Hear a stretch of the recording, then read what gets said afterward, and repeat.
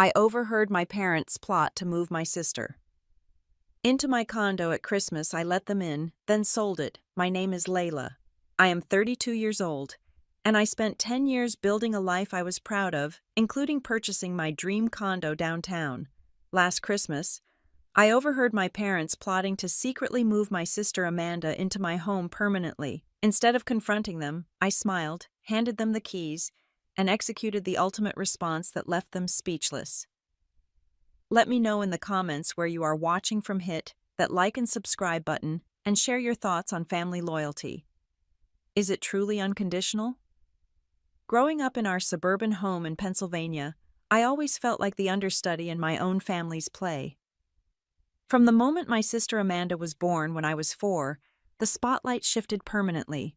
My parents, Richard and Diane Morgan, weren't necessarily bad people, but they made it abundantly clear that Amanda was their priority in ways both small and devastating.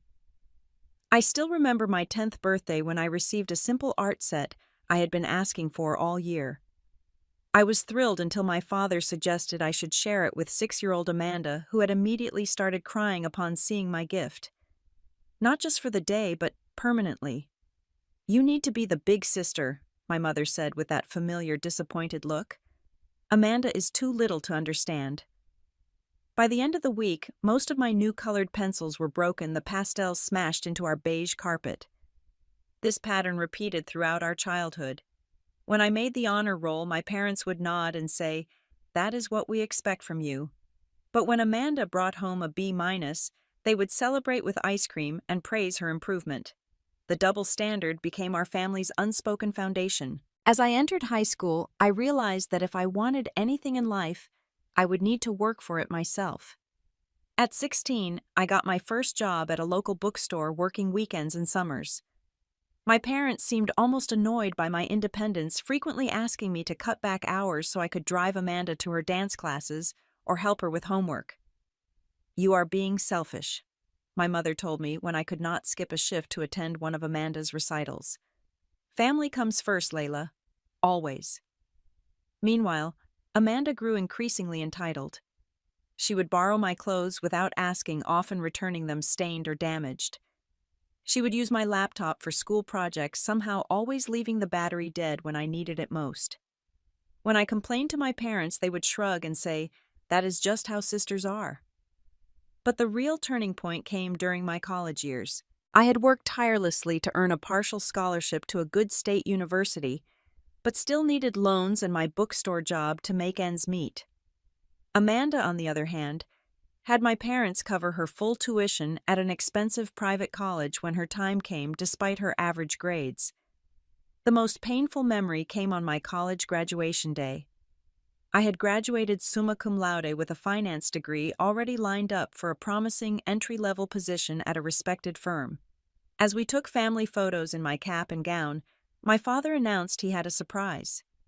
My heart lifted momentarily, thinking they had perhaps saved for a graduation gift after all. Instead, my father handed Amanda, then a college freshman, keys to a brand new car to make her commute easier next semester.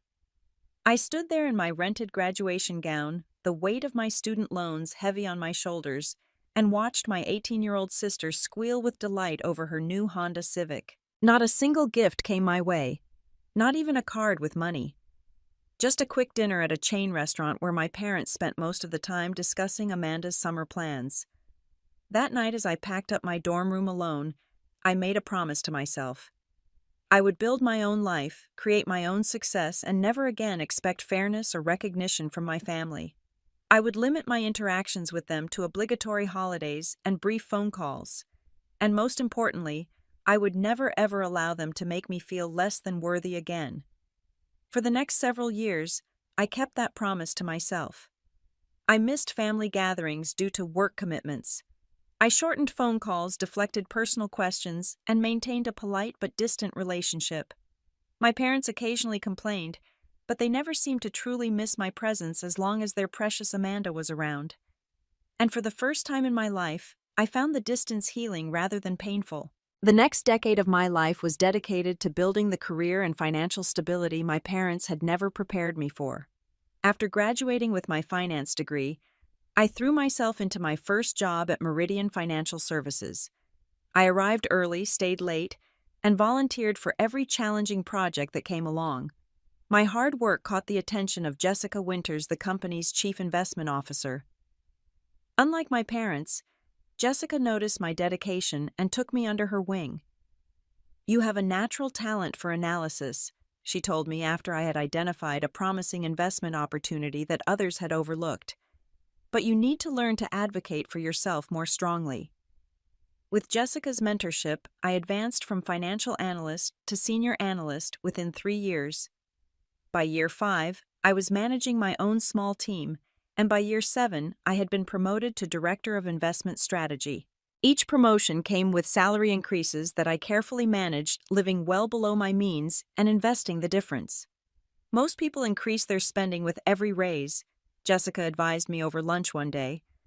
"The secret to building wealth is to keep your expenses steady while your income grows." I took her advice to heart, maintaining the modest one-bedroom apartment I had rented since graduation, driving the same reliable Toyota I had purchased used, and cooking at home most nights. The only area where I did spend freely was on my education, taking additional certifications and investing courses that further accelerated my career trajectory. By the time I turned 30, my investment portfolio had grown substantially, and I had saved enough for a significant down payment on a property. After months of searching, I found a beautiful 2-bedroom condo in the city's most desirable district, with floor-to-ceiling windows offering spectacular views of the skyline and river below. At $850,000, it was by far the largest purchase of my life. But after careful analysis, I knew it was not only a place I would love to live, but also an excellent investment. The day I signed the closing papers and received the keys was perhaps the proudest moment of my life. No one had handed this to me. No one had even helped me. This achievement was mine alone, earned through countless late nights, packed lunches, and passed-up vacations. I spent the next 2 years turning that condo into my sanctuary. I painted the walls myself, carefully selected furniture that blended comfort with elegance, and slowly added art pieces that spoke to me. The second bedroom became my home office with a daybed for the occasional guest. The kitchen, with its marble countertops and high-end appliances, became the place where I taught myself to cook increasingly sophisticated meals. All the while, my career continued to advance. At 32, I was now the youngest finance director in my company's history, managing a team of 15 and overseeing investment strategies worth billions. In contrast, Amanda's life had taken a predictably chaotic path. She had changed her major 3 times in college before eventually graduating with a general liberal arts degree. Since then, she had bounced between various jobs, never staying anywhere longer than 8 months. From what I gathered during our infrequent family phone calls, she had tried being a social media manager, a personal assistant, a yoga instructor, and most recently something she vaguely described as event coordination. Throughout it all, my parents had continued to support her financially. They had helped with her rent when she could not make payments, paid off her credit card debt twice, and even covered the security deposit on her current apartment after she had lost her previous one due to roommate issues. I maintained minimal contact with all of them during these years. Christmas cards, occasional phone calls, and a brief visit every other year or so. I had declined the last 2 family Christmases using work as an excuse. But this year, feeling secure in my success and genuinely curious about reconnecting, I decided to accept my mother's invitation for Christmas at the family home.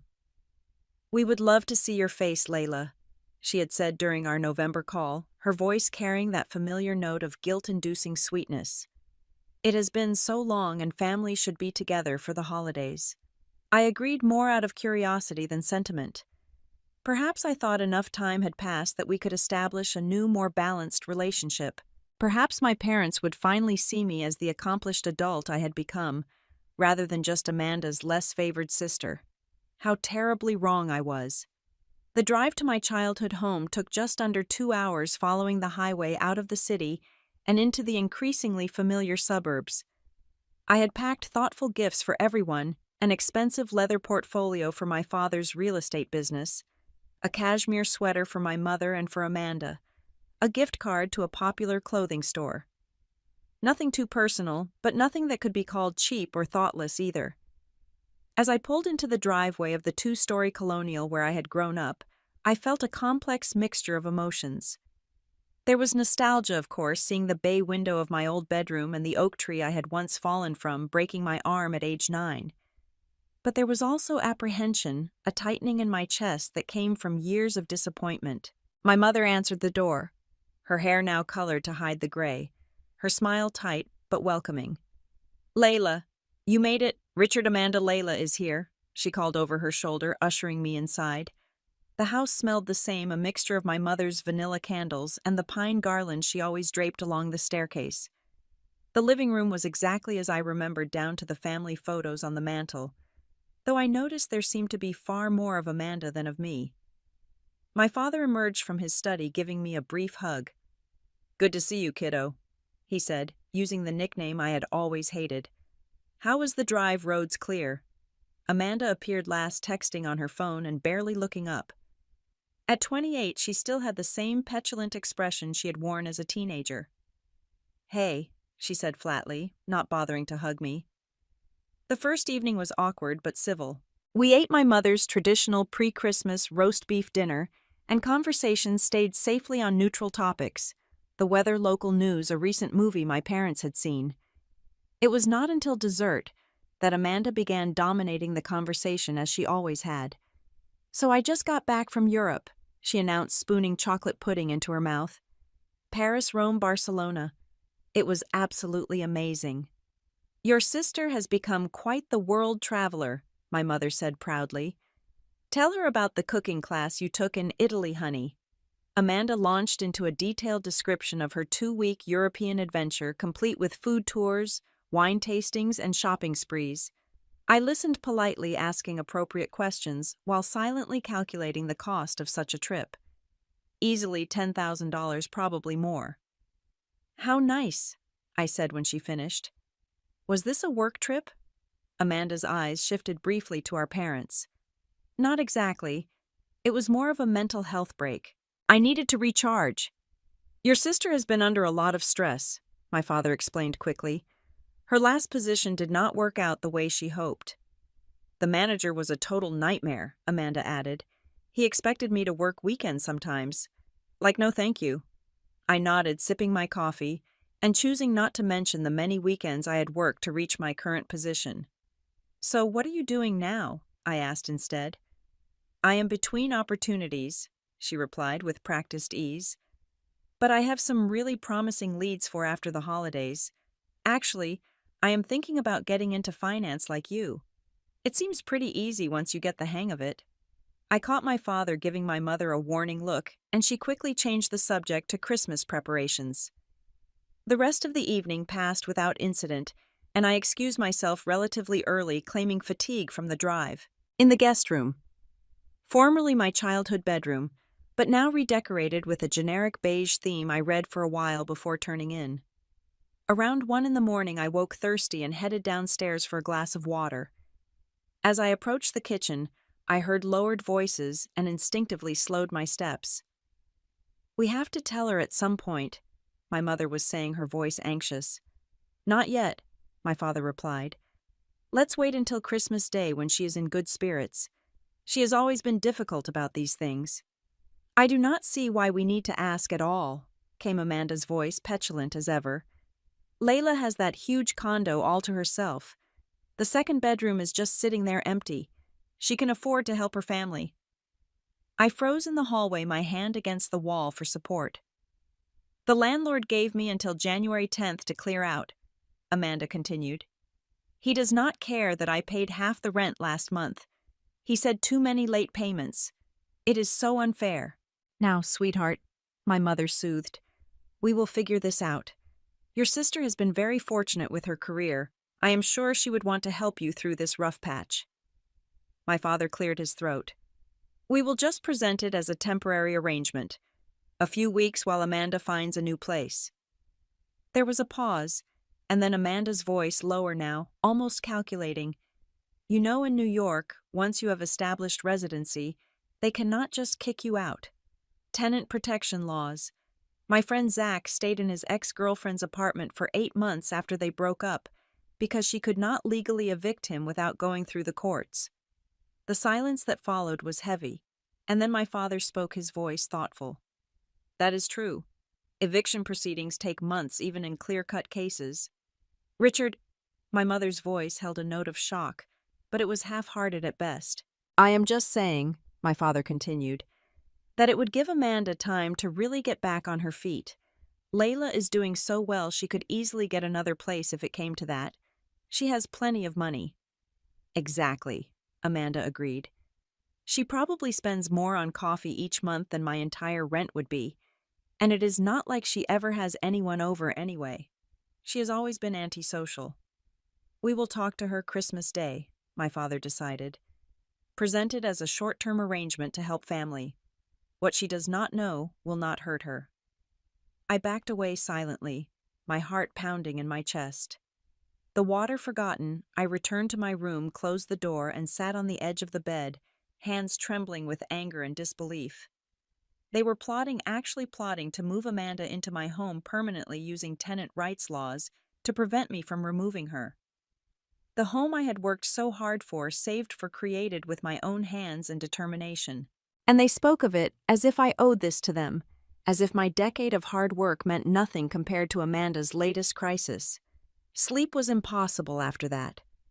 I lay awake all night cycling through shock, hurt, rage, and finally, as the first light of dawn crept through the blinds, a cold clarity. This was not a new betrayal, but merely the most egregious in a lifetime of similar incidents. My family had never respected my boundaries, never valued my achievements, never seen me as anything but a resource to be exploited for Amanda's benefit. And now they had given me the greatest gift of all, absolute certainty that I owed them nothing. No loyalty, no consideration, and certainly not my home. As the sun rose on Christmas Eve day, so too did my determination to protect what was mine once and for all. I woke early on Christmas Eve, my mind already racing with plans. I had barely slept, but adrenaline kept me alert as I showered and dressed in the guest bathroom. Looking at myself in the mirror, I made a conscious decision to appear completely normal, even cheerful. The element of surprise would be my greatest advantage. Downstairs, I found my mother already in the kitchen preparing breakfast. She looked up with mild surprise as I entered. "You are up early, honey. I was going to bring you coffee in bed as a Christmas treat." "I thought I would help with breakfast," I replied with a carefully crafted smile. It has been years since we cooked together. My mother seemed pleased, if a bit suspicious of my sudden enthusiasm. Together we prepared a full breakfast, fluffy scrambled eggs, bacon pancakes, and fresh fruit. I asked casual questions about neighborhood gossip and her garden club, keeping the conversation light and engaging. When my father and Amanda finally came downstairs, they found us laughing over old family photos I had suggested we look through. "Morning, sleepyheads," I called cheerfully. "Breakfast is ready." Over the meal, I was the perfect daughter and sister. I asked Amanda detailed questions about her European trip, expressing appropriate envy at her descriptions of Parisian cafes and Roman sunsets. I discussed business trends with my father, offering insights that made him nod appreciatively. By the end of breakfast, I could see them all visibly relaxing, likely assuming that this new agreeable Layla would be receptive to their upcoming proposal. "I need to run some errands today," I announced as we cleared the dishes. "Last-minute Christmas shopping. Is there anything you need while I am out, Mom?" "Actually, I could use some more cranberries for the sauce," she replied, "and maybe another carton of whipping cream." "No problem," I said, grabbing my purse and car keys. "I will be back in a few hours." Once in my car, I immediately called Michael Greenfield, the real estate attorney who had handled my condo purchase. It was the morning of Christmas Eve, but I knew Michael rarely took holidays completely off. Sure enough, he answered on the third ring. "Layla, what a surprise. Merry Christmas Eve." "Michael, I need your help urgently. Can we meet today? I will pay whatever holiday rate applies." There must have been something in my voice that conveyed the seriousness of the situation, because he agreed without hesitation. "I was just catching up on some paperwork at the office. Come by at 11. Next, I called Rachel Torres, my real estate agent and now friend, who had helped me find my condo 2 years earlier. Again, fortune was on my side as she answered promptly. Rachel, it is Layla. I need to sell my condo immediately. As in this week. What, Layla, are you okay? Did something happen? Rachel's concern was evident. I will explain everything when I see you. Can you meet me at Michael Greenfield's office at 11? Of course. But Layla, even in a hot market selling a property takes time. Weeks, usually months, to get the best price. What if I am willing to take a hit on the price for a lightning-fast sale? I asked. I need this done before New Year's. There was a pause. Well, there is a client of mine, Jonathan Parker. He has been looking for exactly your building for months. Keeps losing out in bidding wars. He is out of town for the holidays, but he told me if anything in your building came up to call him immediately, any time of day. Perfect. Call him. Tell him I will accept a reasonable offer if he can close immediately. At 11 sharp, I sat in Michael's office with Rachel joining us via video call. I explained the situation in detail, watching their expressions shift from confusion to outrage on my behalf. So they were planning to essentially commandeer your property. Michael summarized, his brow furrowed. Using tenant protection laws to establish your sister as a resident who could not be easily evicted. Precisely, I confirmed, and they discussed it as if it were a perfectly reasonable thing to do, as if I owed this to them. That is appalling, Rachel said through the screen. Family or not, that is a calculated attempt to take advantage of you, Michael nodded gravely. From a legal standpoint, they are not entirely wrong. Depending on the specific circumstances, once someone establishes residency, eviction can be complicated, lengthy, and expensive, even when the property owner never intended for the arrangement to be permanent. So what are my options? I asked. Selling is actually your cleanest solution, Michael admitted, particularly if you can complete the transaction before your sister moves in. A new owner would not have the same familial complications in dealing with an unwanted tenant. Rachel, what are the chances of your client being interested? Rachel, who had been typing on her phone, looked up with a smile. I just heard back from Jonathan. He is extremely interested and willing to offer 10% above asking contingent only on a basic inspection, which we can schedule for tomorrow. 10% above asking, I repeated, stunned. That is $935,000, Rachel confirmed. He has been looking for 6 months and lost 5 bidding wars. He is motivated, pre-approved for financing, and his parents are willing to help with cash if needed to speed things up. That is incredible, I said, a weight lifting from my chest. What do we need to do next? Michael leaned forward. If you are certain about this decision, we can prepare the paperwork immediately. I will need to call in some favors to get things processed during the holidays, but it is doable. I am absolutely certain, I replied without hesitation. This is not just about the condo anymore. This is about establishing boundaries that should have been set long ago. For the next hour, we laid out a detailed plan. The inspection would take place the following morning, Christmas Day, while I was still at my parents' house. Jonathan would review the results remotely, and if satisfied, the preliminary paperwork would be signed electronically. I would return to the city on December 26th, ostensibly for an emergency work meeting, and prepare the condo for its new owner. What about your belongings? Rachel asked practically. I will take the essentials and irreplaceables with me on the 26th, I decided. For the rest, I can put some in storage temporarily and sell what I do not need. Most of my furniture was chosen to fit the space anyway. I can start fresh. And where will you live? Michael asked, concern evident in his voice. I will find a short-term rental to start, I replied. Something month to month while I figure out my next steps. The important thing is that I do not give my family my new address. By the time I left Michael's office, our plan was in motion. Rachel had scheduled the inspection, Michael was preparing the necessary legal documents, and I had signed a power of attorney allowing Michael to represent me in parts of the closing process if needed.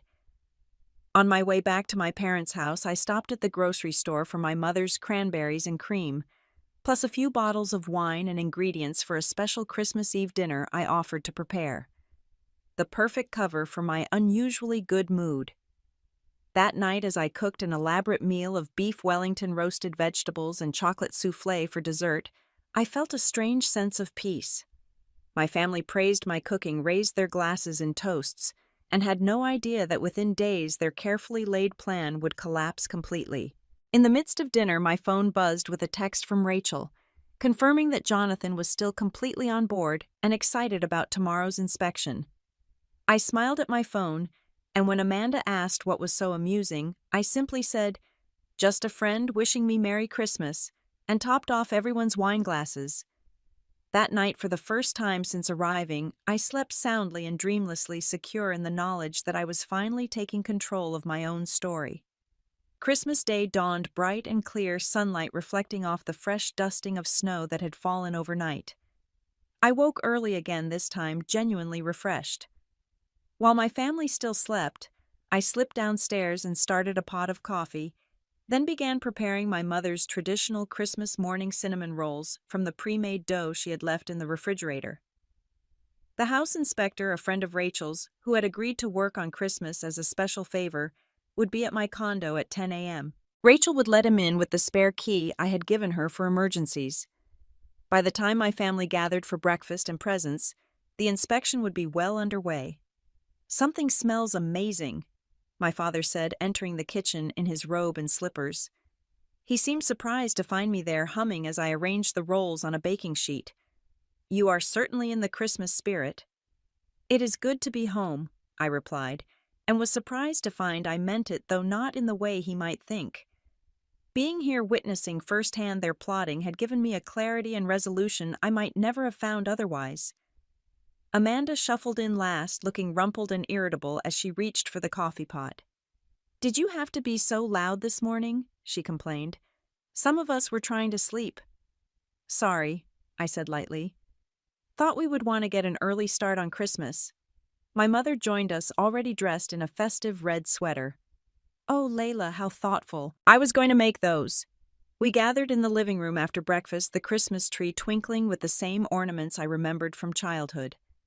Many were handmade, crafted during elementary school art classes or purchased on family vacations. I felt a brief pang recognizing that despite everything, these shared memories still held meaning.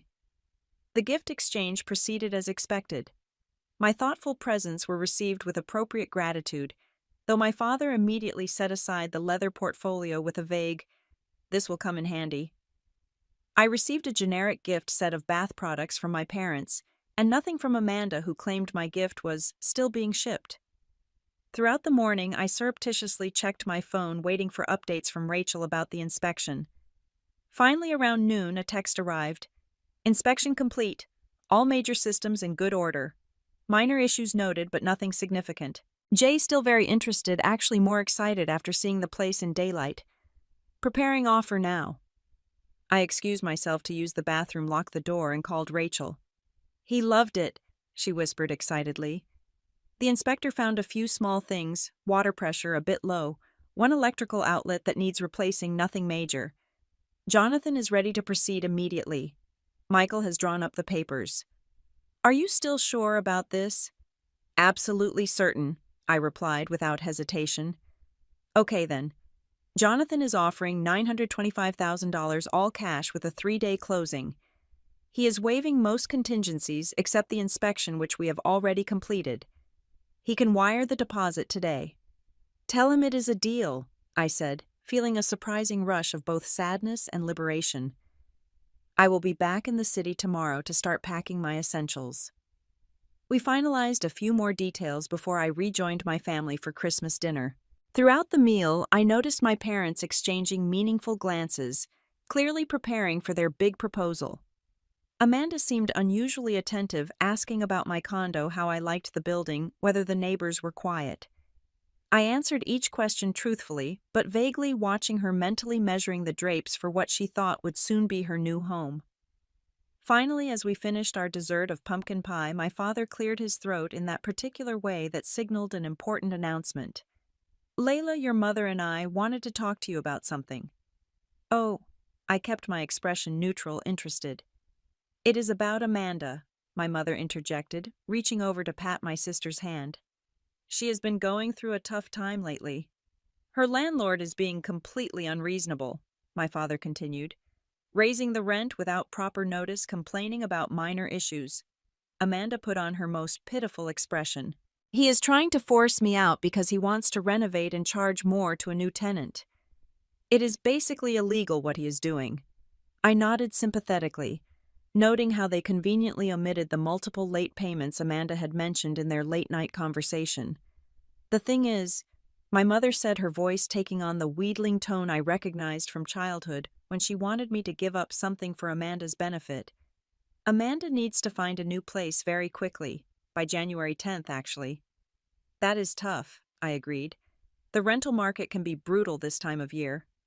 Well, my father said, leaning forward, we were thinking since you have that spare bedroom in your condo, it would just be temporary, of course, a few weeks until Amanda finds something suitable. I let the silence stretch for a moment, as if considering the idea.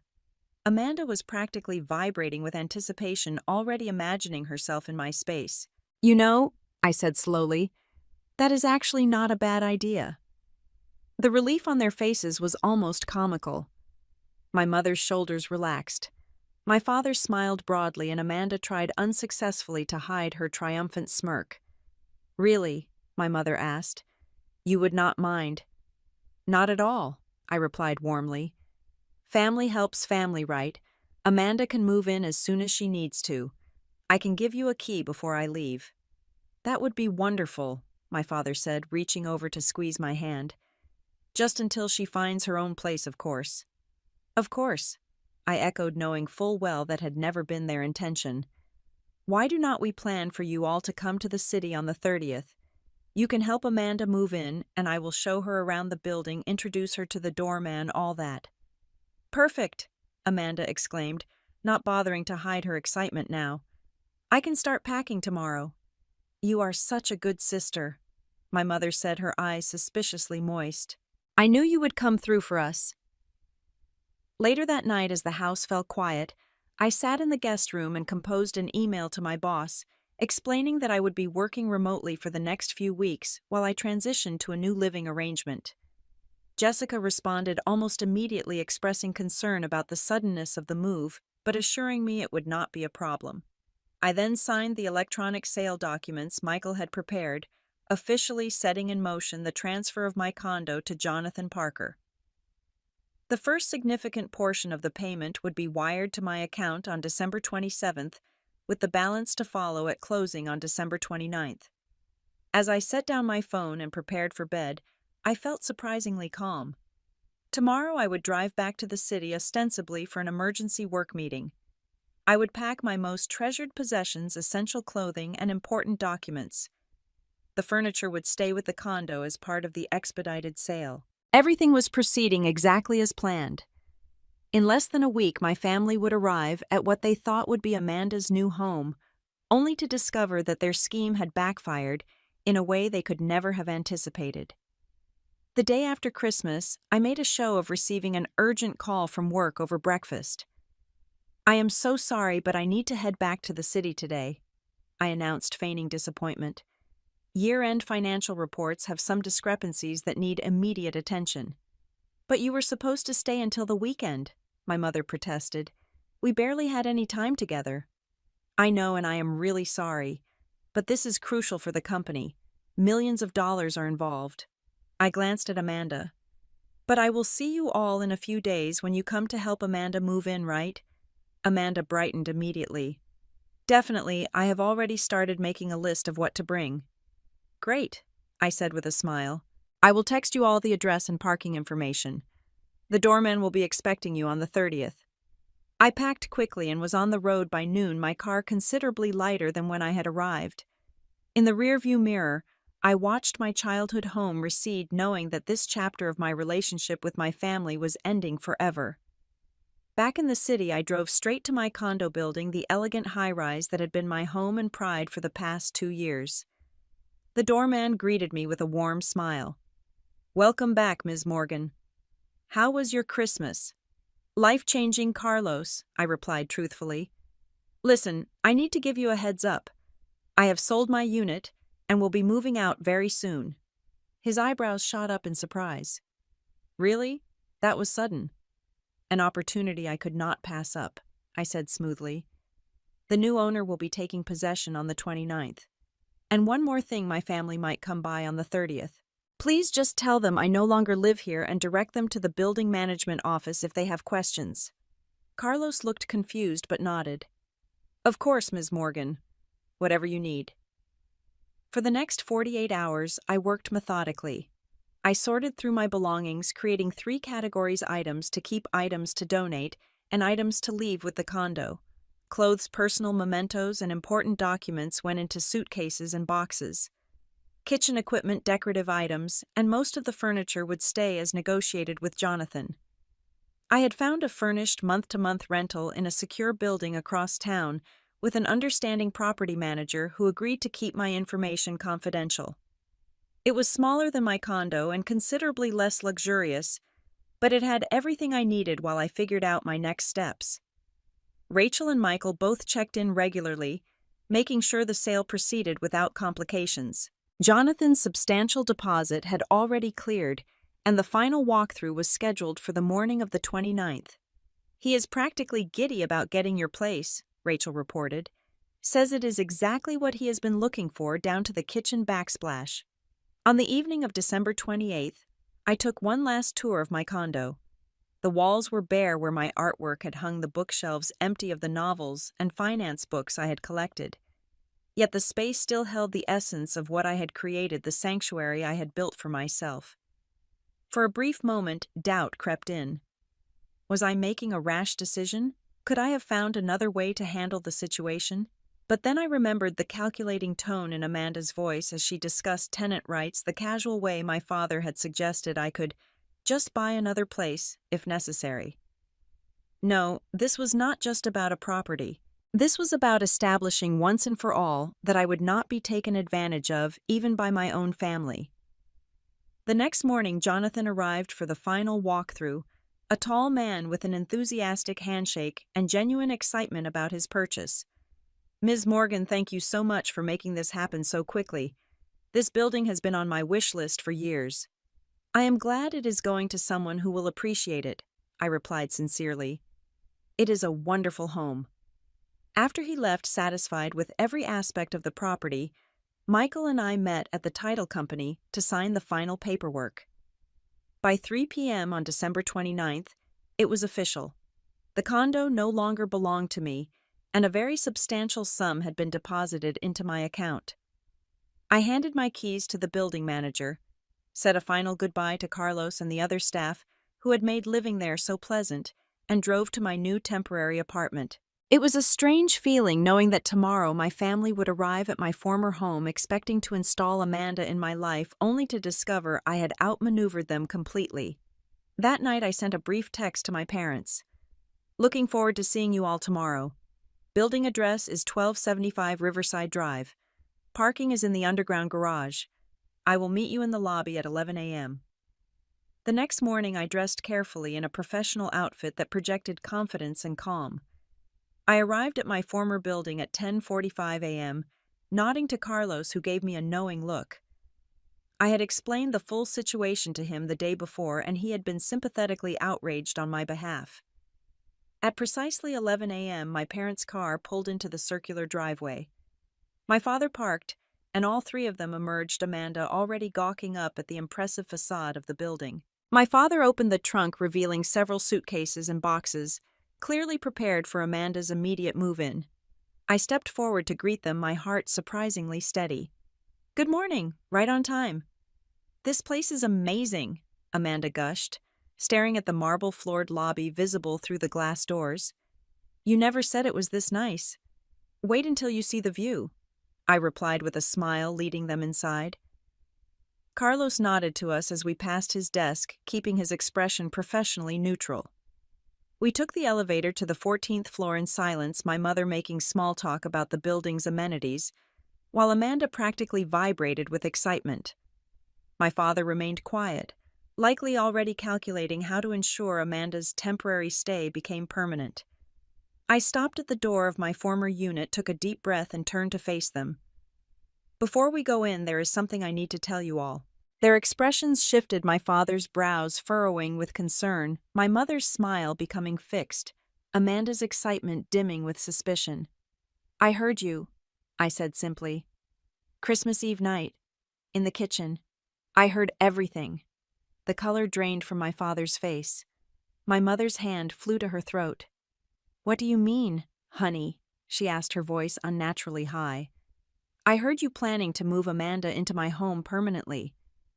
I heard her discuss tenant rights laws and how difficult it would be for me to evict her once she established residency.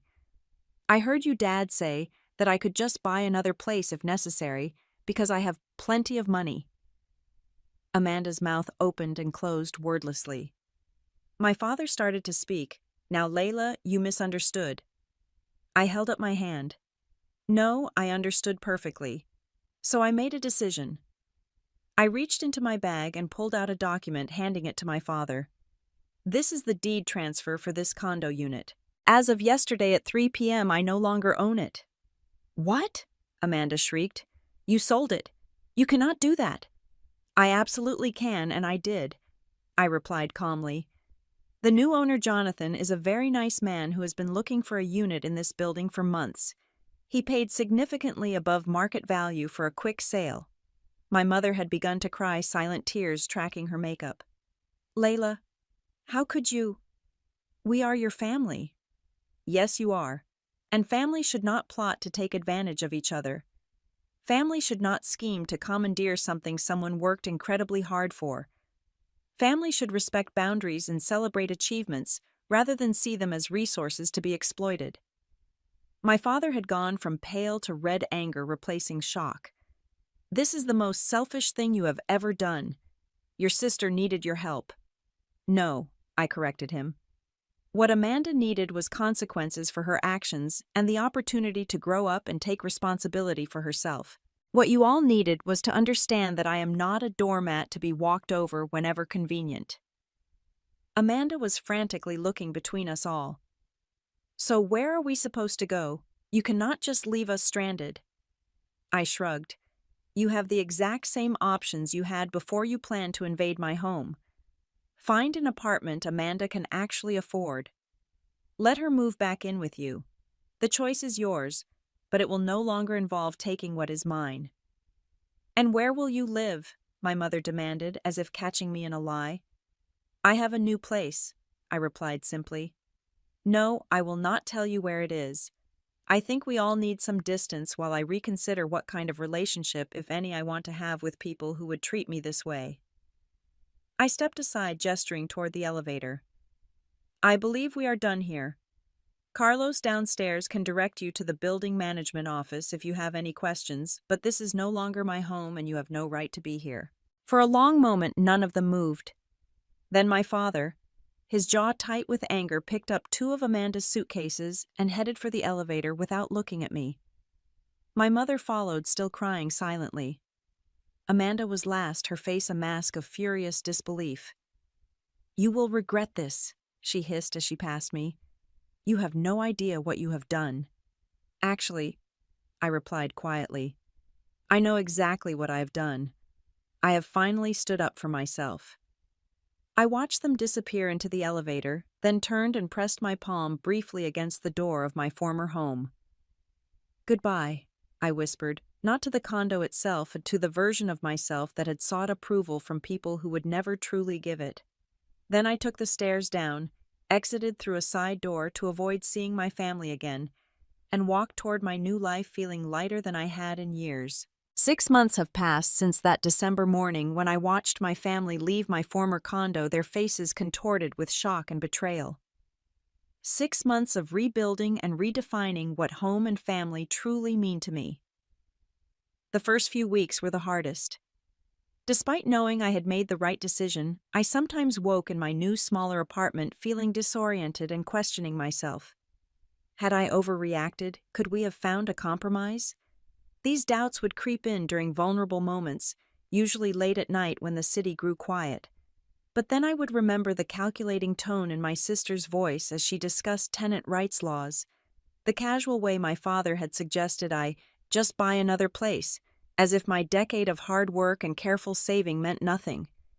In those moments, my resolve would strengthen again. I used the proceeds from my condo sale wisely. After setting aside a significant portion for taxes, I invested the majority in a diversified portfolio that would continue to grow over time. I also allowed myself one meaningful splurge, a 2-week solo trip to Japan, something I had always wanted to do, but had previously considered too extravagant.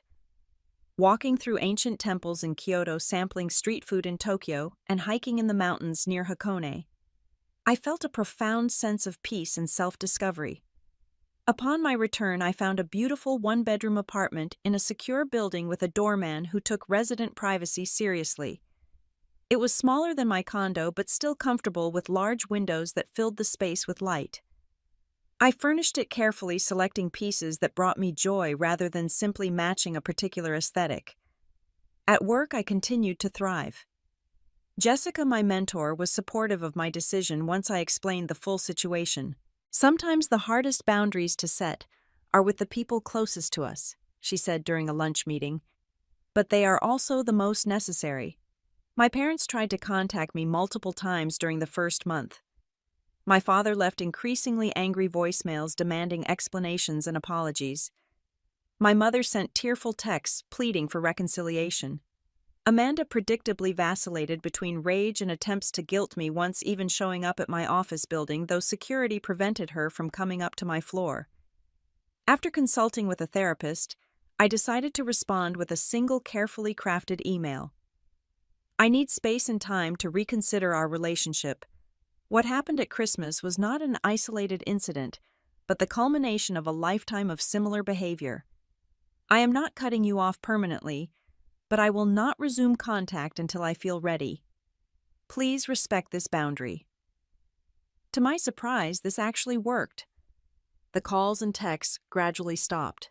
Through mutual acquaintances, I learned that Amanda had moved back in with our parents, supposedly temporarily, while she rebuilt her savings, though I suspected it would become a permanent arrangement.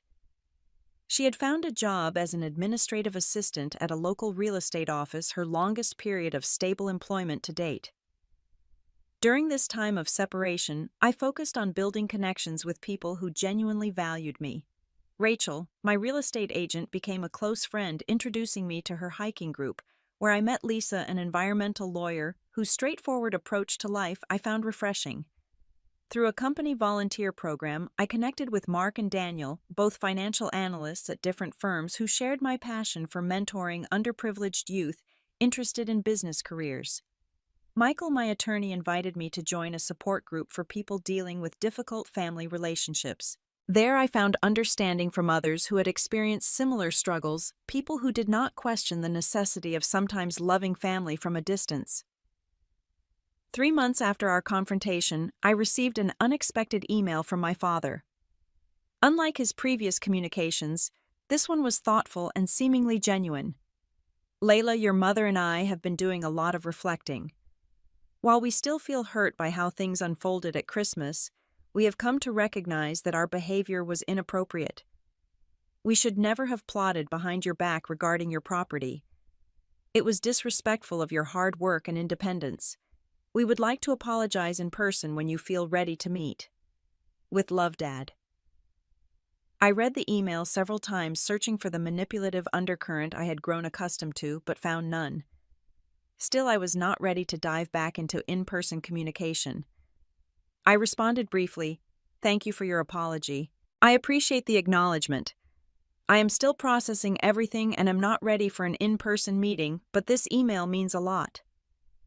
A month later, I heard through a cousin that Amanda had been promoted at work and was saving for her own apartment. The news surprised me, but I felt genuinely happy for her. Perhaps the consequences of her actions had finally catalyzed some growth. Today, as I sit in my sun-filled living room, I reflect on how much has changed in half a year. The anger that once burned so hot has cooled, leaving behind not bitterness, but clarity. I no longer feel the need to prove my worth to people who may never fully see it. I no longer measure my success against my sister's failures or my parents' expectations. I have learned that family comes in many forms. Sometimes it is the people who share your DNA, But often it is the friends who stand by you in difficult moments, who celebrate your victories without jealousy, who respect your boundaries without resentment. Will I reconnect with my parents and sister someday? Possibly. The door is not permanently closed. But if and when I do, it will be from a position of strength and self-respect, with clear boundaries and expectations. I will no longer accept scraps of affection or recognition. I deserve a healthy reciprocal relationship, nothing less. The most important lesson I have learned through all of this is that our homes are not just physical spaces, but extensions of our internal boundaries. My condo represented years of hard work and discipline, yes, but also my independence and self-sufficiency. In selling it to protect myself from exploitation, I did not lose a home, but rather reinforced the sanctuary within myself that no one can invade without permission. Sometimes the walls we need to build are not made of concrete and glass, but of firm decisions and self-respect. Sometimes the most loving thing we can do for ourselves is to recognize when a relationship has become toxic and have the courage to step away, even temporarily. And sometimes the family we create through choice rather than birth is the one that truly nurtures us. I would love to hear your thoughts on setting boundaries with family. Have you ever had to make a difficult decision to protect yourself from toxic family dynamics? Share your experiences in the comments below. And if this story resonated with you, please subscribe, and share it with someone who might need to hear that standing up for yourself is not selfish, but necessary. Thank you for listening, and remember, the most important home you will ever build is the one inside yourself.